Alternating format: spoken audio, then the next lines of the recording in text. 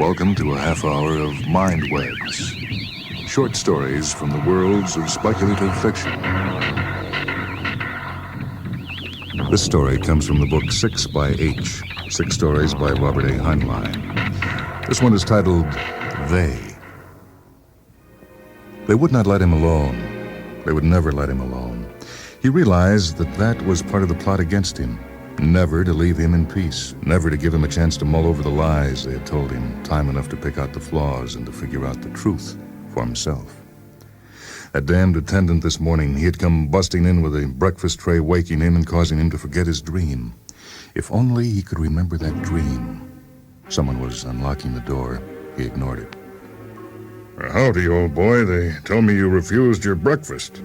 I wasn't hungry. But we can't have that. You'll get weak, and then I won't be able to get you well completely. Now, get up and get your clothes on, and I'll order a special eggnog for you. Come on, that's a good fellow. You know, I really know nothing about your case. Don't you think it's about time you talked about it with me? I'll play chess with you.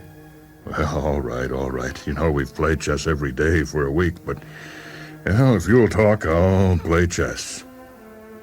What could it matter? If he was right, they already understood perfectly that he had discovered their plot. There was nothing to be gained by concealing the obvious. Let them try to argue him out of it. Let the tail go with the hide. To hell with it. He got out the chessmen and commenced setting them up. What do you know of my case so far? Very little. Physical examination negative, past history negative, high intelligence is shown by your record in school and your success in your profession. Occasional fits of moodiness, but nothing exceptional. The only positive information was the incident that caused you to come here for treatment. To be brought here, you mean? Why should it cause comment? Well, good gracious, fellow, if you barricade yourself in your room and insist that your wife is plotting against you, don't you expect people to notice? But she was plotting against me, and so are you. White or black? Black. It's your turn to attack. Why do you think we're plotting against you? It's an involved story and goes way back into my early childhood. There was an immediate incident, however.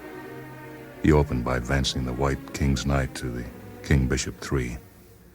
The doctor shrugged his shoulders and answered the opening move. Well, suppose we start with your early childhood. It might shed more light than the more recent incidents.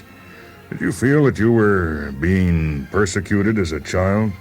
No, when I was a child, I was sure of myself. I knew then, I tell you, I knew. Life was worthwhile, and I knew it. I was at peace with myself and my surroundings. Life was good, and I was good, and I assumed that the creatures around me were like myself. And, weren't they? Not at all, particularly the children. I didn't know what viciousness was until I was turned loose with other children, the little devils, and I was expected to be like them and play with them. I know, the herd compulsion. Children can be pretty savage at times. You missed the point, Doc. This wasn't any healthy roughness. These creatures were different. Not like myself at all. They looked like me, but they were not like me. If I tried to say anything to one of them about anything that mattered to me, all I could get was a stare and a scornful laugh. Then they'd find some way to punish me for having said it. I see what you mean. Well, how about grown-ups? Well, that's somewhat different.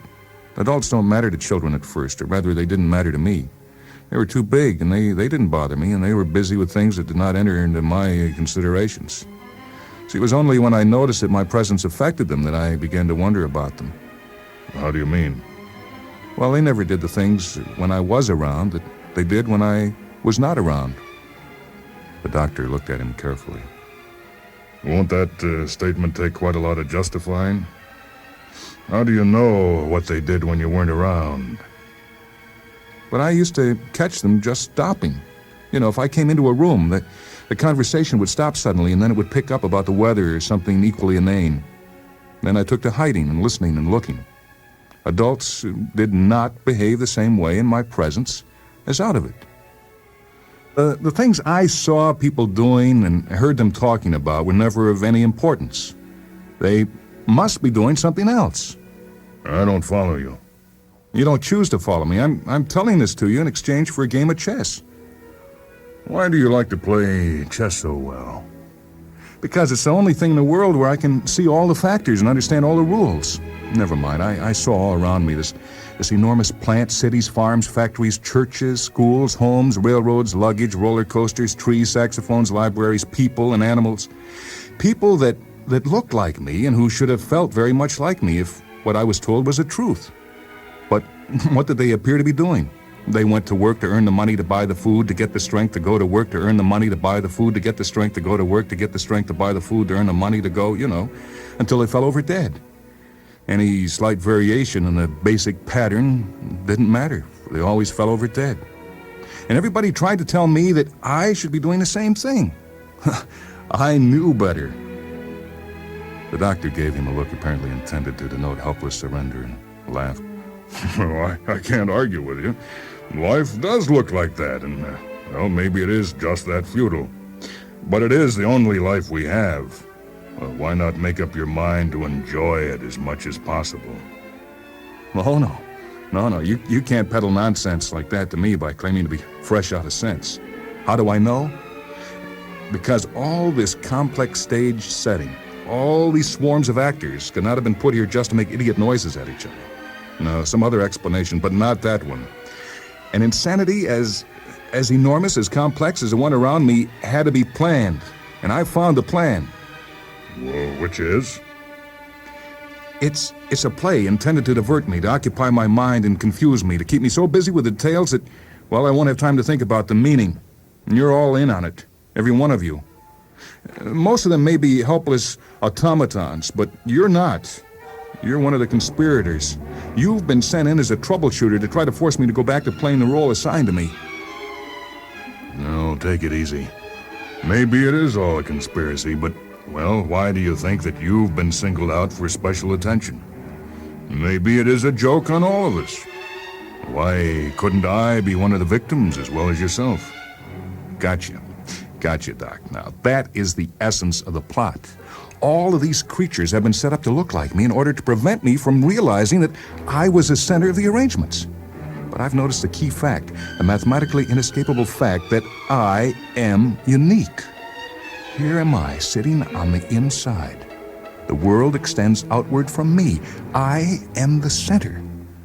Easy, man, now easy. Don't you realize that the world looks that way to me, too? We are each the center of the universe. Not so. Now, that's what you have tried to make me believe, that I'm just one of millions more just like me. Wrong. Now, if they were like me, then I could get into communication with them. I can't. I've tried, and I can't. I've sent out my inner thoughts, seeking some one other being who has them too. And what have I gotten back? Wrong answers, jarring incongruities, meaningless obscenity. I've tried, I tell you. God, how I've tried. But there's nothing out there to speak to me, nothing but emptiness and otherness. Wait a minute, you mean to say that you think there's nobody home at my end of the line? Don't you believe that I am alive and conscious? Yes, I think you're probably alive, but you are one of the others, my antagonists. But you have set thousands of others around me whose faces are blank, not lived in, and whose speech is a meaningless reflexive noise.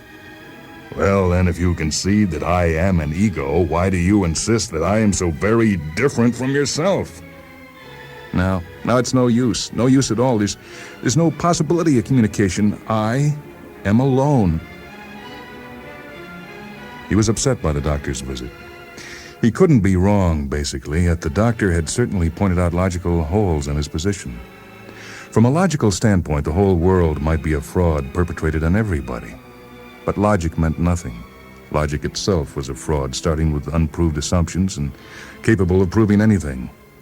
The world is what it is and carries its own evidence of trickery. But does it? What did he have to go on?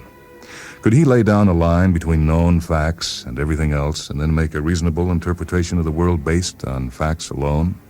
An interpretation free from complexities of logic and no hidden assumptions of points not certain? Very well. First fact, himself. He knew himself directly. He existed. Second facts. the evidence of his five senses, everything that he himself saw and heard and smelled and tasted and touched. Subject to their limitations, he must believe his senses. He knew that he did not invent the information brought to him by his senses. There had to be something else out there, some otherness that produced the things his senses recorded. All philosophies that claimed that the physical world around him did not exist except in his imagination were sheer nonsense. But beyond that, what? Were there any third facts on which he could rely? No, not at this point. He could not afford to believe anything that he was told or that he read, or that was implicitly assumed to be true about the world around him. No, he could not believe any of it, for the sum total of what he had been told and read and been taught in school was so contradictory, so senseless, so wildly insane that none of it could be believed unless he personally confirmed it. Wait a minute. The very telling of these lies, these senseless contradictions, was a fact in itself, known to him directly. To that extent, they were data, probably very important data. The world as it had been shown to him was a piece of unreason, an idiot's dream. Yet it was on too mammoth a scale to be without some reason. He came wearily back to his original point. Since the world could not be as crazy as it appeared to be, it must necessarily have been arranged to appear crazy in order to deceive him as to the truth. Why had they done it to him? And what was the truth behind the sham? There must be some clue in the deception itself. What thread ran through it all? Well, in the first place, he had been given a superabundance of explanations of the world around him, philosophies, religions, common sense explanations. Most of them were so clumsy, so obviously inadequate or meaningless that they could hardly have expected him to take them seriously. They must have intended them simply as misdirection. But there were certain basic assumptions running through all the hundreds of explanations of the craziness around him. It must be these basic assumptions that he was expected to believe. For example, there was the deep-seated assumption that he was a human being, essentially like millions of others around him and billions more in the past and the future. That was nonsense. He had never once managed to get into real communication with all those things that looked so much like him but were so different. In the agony of his loneliness, he had deceived himself that his wife Alice understood him and was a being like him. He knew now that he had suppressed and refused to examine thousands of little discrepancies because he could not bear the thought of returning to complete loneliness. He had needed to believe that his wife was a living, breathing being of his own kind who understood his inner thoughts. He had refused to consider the possibility that she was simply a mirror, an echo, or something unthinkably worse. He had found a mate, and the world was tolerable, even though dull, stupid, and full of petty annoyance. He was moderately happy and had put away his suspicions. He had accepted quite docilely the treadmill he was expected to use until a slight mischance had momentarily cut through the fraud. Then his suspicions had returned with impounded force. The bitter knowledge of his childhood had been confirmed. He supposed that he had been a fool to make a fuss about it. If he had kept his mouth shut, they would not have locked him up. He should have been as subtle and as shrewd as they, kept his eyes and ears open and learned the details of and the reasons for the plot against him. He might have learned how to circumvent it. But what if they had locked him up? The whole world was an asylum and all of them as keepers.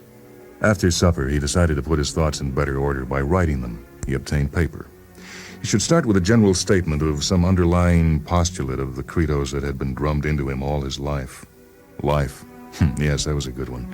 And he wrote, I am told that I was born a certain number of years ago and that I will die a similar number of years hence. And various clumsy stories have been offered to me to explain to me where I was before birth and what becomes of me after death. But they're rough lies not intended to deceive except as misdirection. In every other possible way, the world around me assures me that I am mortal, here but a few years, and a few years hence gone completely non-existent. Wrong. I am immortal. I transcend this little time axis. A 70-year span on it is but a casual phase in my experience. Second only to the prime datum of my own existence is the emotionally convincing certainty of my continuity. I may be a closed curve, but closed or open, I neither have a beginning nor an end. Self-awareness is not relational, it is absolute and cannot be reached to be destroyed or created. Memory, however, being a relational aspect of consciousness, may be tampered with and possibly destroyed. Caution. Why have they tried so hard to convince me that I'm going to die in a few years? There must be a very important reason. I infer that they are preparing me for some sort of major change. It may be crucially important for me to figure out their intentions about this. Probably I have several years in which to reach a decision. Note, avoid using the types of reasoning they have taught me. By and large, they had played very decently with him since they had brought him here. He was glad that they had allowed him to have a room alone. And he certainly had more time free for contemplation than had ever been possible on the outside. To be sure, continuous effort to keep him busy and to distract him was made, but by being stubborn, he was able to circumvent the rules and gain some hours each day for introspection. But damnation, he did wish they would not persist in using Alice in their attempts to divert his thoughts. Although the intense terror and revulsion which she had inspired in him when he had first rediscovered the truth had now aged into a simple feeling of repugnance and distaste for her company, nevertheless it was emotionally upsetting to be reminded of her, to be forced into making decisions about her. After all, she had been his wife for many years. A wife? What was a wife?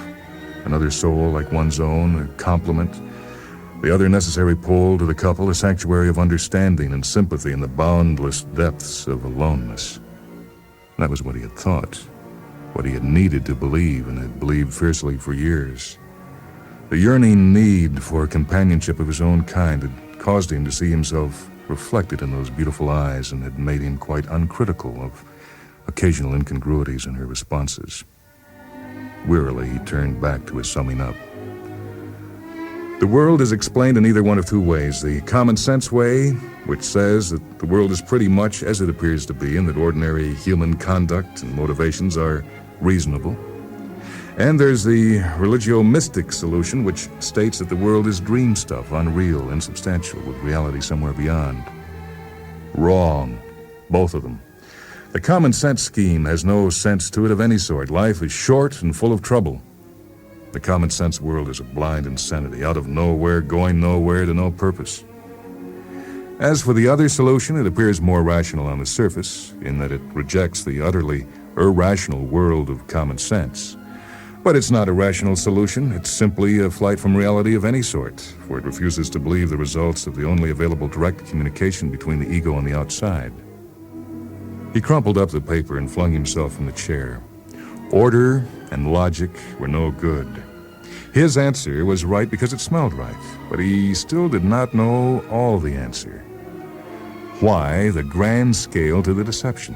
Countless creatures, whole continents, an enormously involved and minutely detailed matrix of insane history, insane tradition, insane culture. Why bother with more than a cell and a straitjacket? It must be, it had to be, because it was supremely important to deceive him completely, because a lesser deception would not do. Could it be that they dare not let him suspect his real identity, no matter how difficult and how involved the fraud? He had to know. In some fashion, he must get behind the deception and see what went on when he was not looking. He had had one glimpse. This time, he must see the actual workings, catch the puppet masters in their manipulations. Obviously, the first step must be to escape from the asylum, but to do it so craftily that they would never see him, never catch up with him, not have a chance to set the stage before him. Once decided, he spent the rest of the evening in considering the means by which he might accomplish his purpose. The lights blinked twice. Docilely, he got up and commenced preparations for bed. When the attendant looked through the peephole, he was already in bed with his face turned to the wall. Gladness.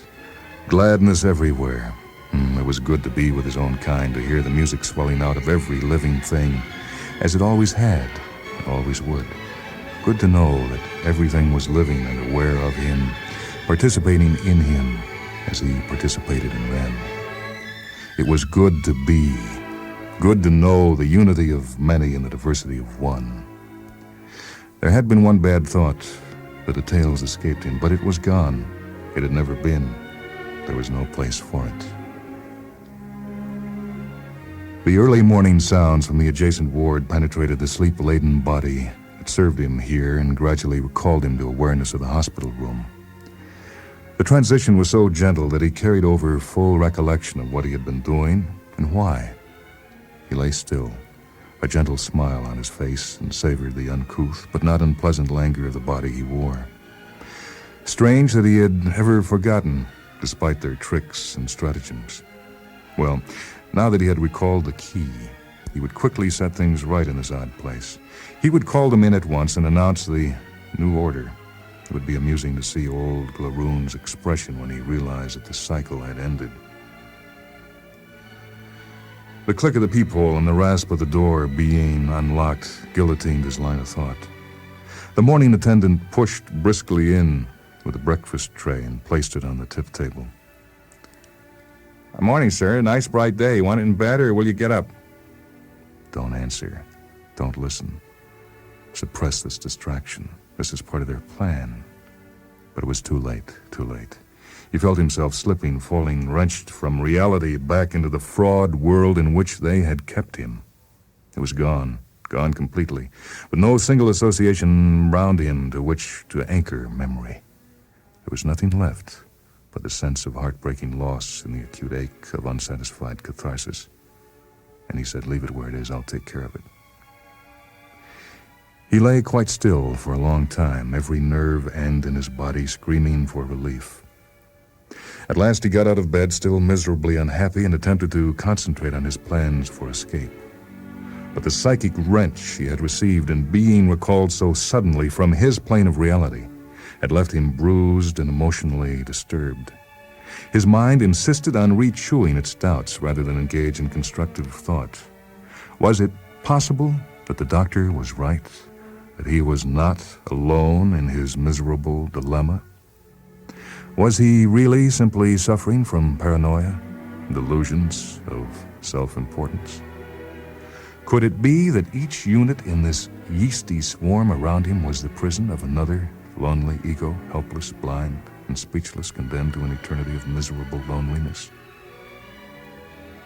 Was the look of suffering which he had brought to Alice's face a true reflection of inner torment, not simply a piece of play acting intended to maneuver him into compliance with their plans? A knock sounded at the door. He said, "Come in," without looking up. Comings and goings did not matter to him. Then a well-known voice spoke slowly and hesitantly. "Dearest." "Alice." He was on his feet at once, facing her. "Who let you in?" "Please, dear, please, I had to see you." "It isn't fair. It isn't fair. Why did you come?" She stood up to him with a dignity he had hardly expected. The beauty of her childlike face had been marred by line and shadow, but it shone with an unexpected courage. She answered quietly, "I love you. You can tell me to go away, but you can't make me stop loving you and trying to help you." He turned away from her in an agony of indecision. Could it be possible that he had misjudged her? Was there, behind that barrier of flesh and sound symbols, a spirit that truly yearned toward his? No, he couldn't be wrong. Test her again. "Why did you keep me on that job in Omaha?" "But I didn't make you keep that job. I simply pointed out that we should think twice before." Never mind. Soft hands and a sweet face preventing him with mild stubbornness from ever doing the thing that his heart told him to do. Always with the best of intentions, but always so that he had never quite managed to do the silly, unreasonable things that he knew were worthwhile. Hurry, and strive with an angel-faced jockey to see that you don't stop long enough to think for yourself. "Why did you try to stop me from going back upstairs that day?" She managed to smile, although her eyes were already spilling over with tears. "I didn't know it really mattered to you. I didn't want us to miss the train." It had been a small thing, an unimportant thing. For some reason not clear even to him, He had insisted on going back upstairs to his study when they were about to leave the house for a short vacation. It was raining, and she had pointed out that there was barely enough time to get to the station. He had surprised himself, and her too, by insisting on his own way in circumstances in which he had never been known to be stubborn. He had actually pushed her to one side and forced his way up the stairs. Even then, nothing might have come of it, had he not, quite unnecessarily, raised the shade of the window that faced toward the rear of the house. It was a very small matter. It had been raining, hard, out in front. From this window, the weather was clear and sunny, with no sign of rain. He had stood there quite a long while, gazing out at the impossible sunshine and rearranging his cosmos in his mind. He re-examined long suppressed doubts in the light of this one small but totally unexplainable discrepancy. Then he had turned and had found that she was standing behind him. He had been trying ever since to forget the expression that he had surprised on her face. "What about the rain?" "The rain? Why, it was raining, of course. What about it?" "But it was not raining outside my study window." "What? But of course it was. I did notice the sun break through the clouds for a moment, but that was all." "Nonsense." "But, darling, what has the weather to do with you and me? What difference does it make whether it rains or not to us? Am I responsible for the weather?" "I think you are. Now please go." She withdrew from him, brushed blindly at her eyes, gulped once, and then said in a voice held steady, "All right, I'll go. But remember, you can come home if you want to, and I'll be there if you want me. Would you kiss me goodbye?" He made no answer of any sort, neither with his voice nor eyes. She looked at him, then turned, fumbled blindly for the door, and rushed through it.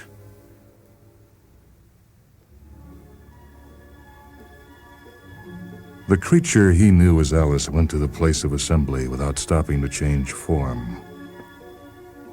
"It is necessary to adjourn the sequence. I'm no longer able to influence his decisions." They had expected it. Nevertheless, they stirred with dismay. The Glaroon addressed the first for manipulation. "Prepare to graph the selected memory track at once." Then, turning to the first for operations, the Glaroon said, "The extrapolation shows that he'll tend to escape within 2 of his days. The sequence degenerated primarily through your failure to extend that rainfall all around him. Be advised." "It would be simpler if we understood his motives." In my capacity as Dr. Hayward, I've often thought the same thing, but if we understood his motives, we would be part of him. Bear in mind the treaty. He almost remembered. The Glaroon continued with orders. "Leave structures standing until adjournment. New York City and Harvard University are now dismantled. Divert him from those sectors. Move."